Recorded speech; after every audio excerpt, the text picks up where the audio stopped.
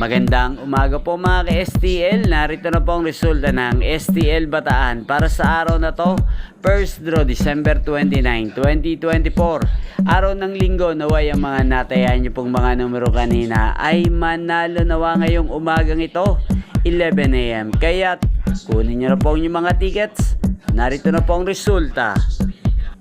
Ang mga numerong nanalo sa STL Bataan ngayong umagang ito, December 29, 2024. First draw result, 11 AM, 33 at 19 in exact order. Sa lahat po ng tumaya kanina sa STL Bataan para sa first draw ng 33 at 19, congrats po sa inyo. Panalo po kayo again, 33 at 19.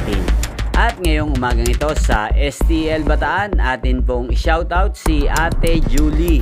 Ate Julie ng Bataan, shoutout po sa iyo. Naway nasa mabuti ka pong kalagayan. At sa lahat po ng mga taga-Bataan dyan, shoutout po sa inyo. Inyo pong napanood ang resulta ng STL Bataan sa channel na to, Roderick Hernandez TV. Maraming salamat po sa patuloy nyo pong panonood at pagsuporta sa aking channel. Magkita-kita pong muli tayo mamayang alas 4 ng hapon dito po sa channel na to. Thank you for watching.